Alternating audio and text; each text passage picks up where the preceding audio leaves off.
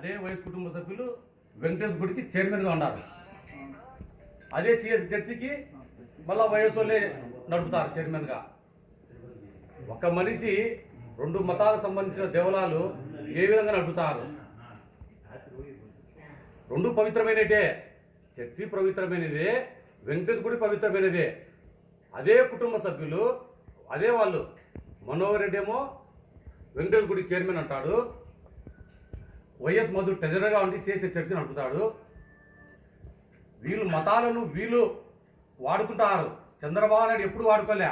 Chandrababu Naidu first నుంచి ఏం చెప్తాడు, నాకు అన్ని మతాలు సమానమే, కానీ నేను హిందూ మతము ముస్లిమ్స్ను గౌరవిస్తా, క్రిస్టియన్లు గౌరవిస్తా అని చెప్తాడు.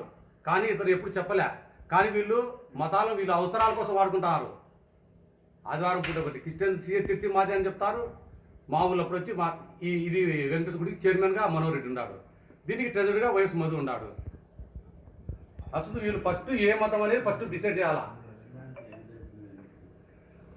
వీళ్ళు హిందువులా క్రిస్టియన్లా? హిందువులు మోసం చేస్తారు, క్రిస్టియన్లు మోసం చేస్తారు. ఆదివారం పూట చర్చి పోయి క్రిస్టియన్లు మోసం చేస్తారు, మేము క్రిస్టియన్లని. మామూలు అప్పుడు వెంకటేశ్వర స్వామి మాది హిందువులని ఇట్లా చైర్మన్గా ఉండి మనోహర్ రెడ్డి ఇట్లా హిందువులు మోసం చేస్తారు. వీళ్ళు ఫస్ట్ ఏ మతం అనేది ఫస్ట్ డిసైడ్ చేయమని చెప్పు.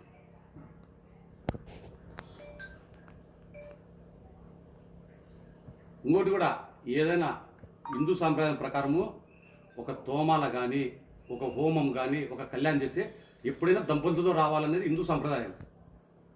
ఎప్పుడైనా హిందూ సాంప్రదాయం. ఈరోజు మనోహర్ రెడ్డి కూడా తోమాలతో వచ్చినాడా, ఏమైనా ఫ్యామిలీతో వచ్చినాడా? ఎందుకు దంపతులుగా రావడం లేదు వాళ్ళు? ఎందుకు దంపతులుగా రావడం లేదు? ఏ రోజు వాళ్ళు హిందూ మతం అంటే వాళ్ళకు గౌరవం లేదు. గౌరవం లేదు కాబట్టి వాళ్ళు ఎప్పుడు వచ్చి సాంప్రదాయంగా రావడం లేదు ఫ్యామిలీతో. తోమాలు తీసుకోవాలంటే దంపతులు పోయి తోమాల వేయాల, అది ఆచారం, హిందూ ఆచారం ప్రకారం. ఒక హోమం చేయాలనే దంపతులు కూర్చోమంటారు, ఒక కళ్యాణం కూర్చోవాలనే దంపతులు చేయాలని చెప్తారు. కానీ వీరు దంపతులు ఎందుకు చేయడం లేదు? మన చంద్రబాబు నాయుడు ద్రోహం చేసినాడు, అది చేసినాడు అని ఏదో మాట్లాడతారు. చంద్రబాబు నాయుడు ఏం ద్రోహం చేసినాడు? చంద్రబాబు నాయుడు నిక్కచ్చిగా చెప్పినాడు, అయ్యా అది డిక్లరేషన్ ఇచ్చారు బీజేపీలు. కానీ ఇప్పుడు అబ్దుల్ కలాం పోయినాడు, డిక్లరేషన్ ఇచ్చినాడు. షారూఖ్ ఖాన్ సినిమా హీరో పోయినాడు, ఇచ్చినాడు. సోనియా గాంధీ ఇచ్చింది, ఫరూక్ అబ్దుల్లా ఇచ్చినాడు. అంతకంటే జగన్మోహన్ రెడ్డి గొప్పోడా? తిరుమల పోయినప్పుడు డిక్లరేషన్ ఎందుకు ఇల్లాడు? ఇట్లా చేయడం వల్ల ఇంకా పులివెందుల పరువు తగ్గిపోతుంది. పరువు తీస్తారు వీళ్ళు. స్థానికం నుంచి జగన్మోహన్ రెడ్డి వరకు అంతా వీళ్ళు మతాలను పెట్టుకొని వాడుకుంటా అనేది వీళ్ళే. ఫస్ట్ వీళ్ళు ఏ మతమో డిసైడ్ చేయమని చెప్పు.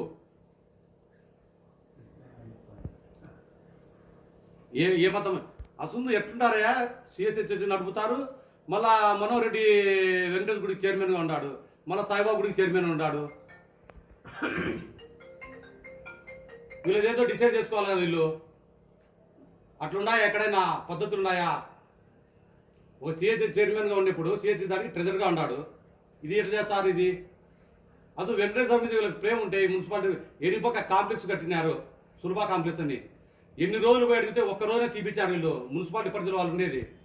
మళ్ళీ మేము పోయి సులభ కాంప్లెక్స్ బీగాలేసి పలకొట్టేంత వరకు కూడా ఎనిపక్క వెంకటేశ్వర గుడి సులభ కాంప్లెక్స్ ఒక్కరోజు కూడా దాన్ని తీపిలేకపోయినారు వీళ్ళు.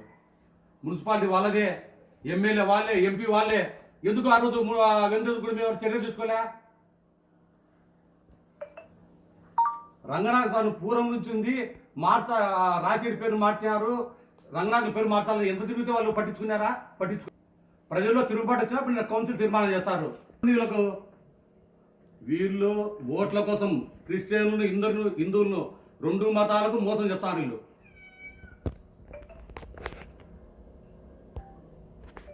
వాళ్ళు బహిరంగంగా చెప్పమను, నేను ఈ మతం చెప్పు, నేను హిందువును, నేను క్రిస్టియన్లు అంటే గౌరవమే, ముస్లింస్ గౌరవమే చెప్పు.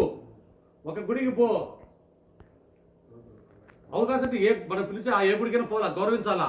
కానీ ఒక మతంలో వచ్చేటప్పుడు ఒక గుడికే చైర్మన్గా ఉండాలా. వీళ్ళు చర్చి పోతారు, చర్చి దానికి చైర్మన్ దానికి ఉండాలా. దీనికి ఎట్లున్నారు? వెంకటేశ్వర గుడికి ఉన్నారు ఊరికి నామకే వస్తుంది ప్రజల కోసం. ఆ వెంకటేశ్వర స్వామికి సమస్యలు వచ్చినా, వెంకటేశ్వర స్వామి కనుక కాంప్లెక్స్ ఉండాలి, సమస్యలు వచ్చినా ఏ రోజు పట్టించుకోలే. అట్లాంటప్పుడు ఎందుకు వాళ్ళు చైర్మన్లు? ఓట్ల కోసం. ఆ గుడికి చైర్మన్ కాబట్టి వీళ్ళు హిందువులు అనుకునే ఓట్ల కోసమే తప్ప వెంకటేశ్వర గుడికి సమస్య వచ్చినా కూడా వాళ్ళు పట్టించుకోలే. స్థానికంగా ఈ పరిస్థితి, జగన్మోహన్ రెడ్డి ఆ పరిస్థితి. ఏం బా తిరుమల పోయినా డిక్లరేషన్ ఇచ్చేమి? వేరే ఒక రాష్ట్రపతి అబ్దుల్ కలాం ఇచ్చినాడు, సోనియా గాంధీ ఇచ్చింది, వీళ్ళెందుకు ఇవ్వడం లేదు?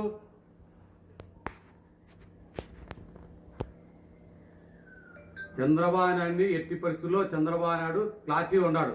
అతను పోయినప్పుడు అతను కూడా చెప్తాడు, ఎవరైనా కానీ డిక్లరేషన్ పోండి, మేమేం జగన్మోహన్ రెడ్డి ఈరోజు అబద్ధ ప్రచారం చేస్తున్నాడు, మమ్మల్ని అడ్డుకున్నారు. ఎవరు పట్టుకుని అడ్డుకుంటారా ఆయన పోయేదానికి?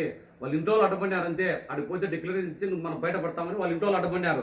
చంద్రబాబు నాయుడు ఏమో అడ్డంపల్లే, ఎవరు చంద్రబాబు నాయుడు నోటీస్ ఇలా, వాళ్ళ ఇంట్లో వాళ్ళు అడ్డమన్నారు. నువ్వు పోతే ఆడ మంది అంతా బయటపడతాది, నువ్వు పోవాకని ఇంట్లో ఆపినారు. చంద్రబాబు నాయుడు ఆపలే, ఏం ఆపలే, ఎవరికి అబద్ధం చెప్తున్నాడు. చంద్రబాబు నోటీస్ ఇచ్చి అడ్డుకున్నారు. ఎవరు వాళ్ళ ఇంట్లో ఆడలు అడ్డుకున్నారు. నువ్వు తిరుమలకు పోతే నీ మొత్తం బయటపడతా, డిక్లరేషన్ ఇచ్చే అట్లా చెడిపోతావు ఇట్లా చెడిపోతావు అని ఊరికి డ్రామాలు ఆడతా వీళ్ళతో ఈ బయటలతో పూజలు చేపించారు.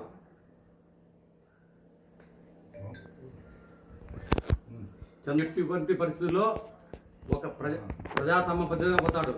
ఎవరి దేవాలయాలకు కానీ ఎవరిని అడ్డుకునేది కానీ ఎవరు ఏదైనా ఉన్నది ఏదానికి చంద్రబాబు నాయుడు ప్రజాస్వామ్యంగా పోతాడు. ఇప్పుడు 3 నెలలు 4 నెలలు అయింది.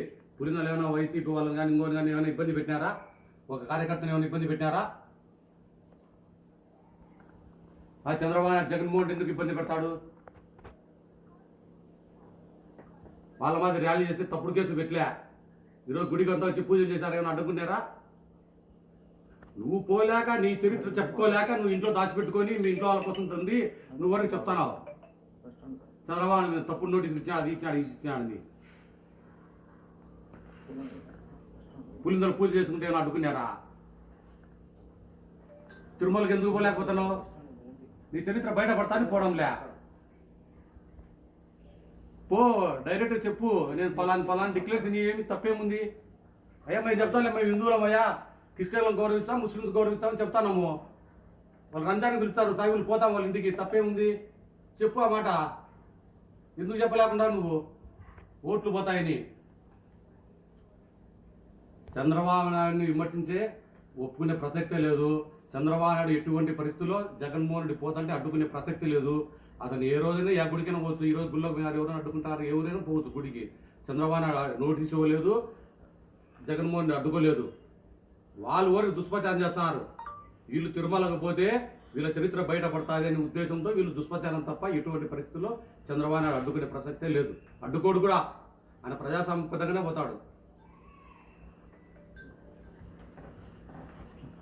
ఏమన్నా అడిగి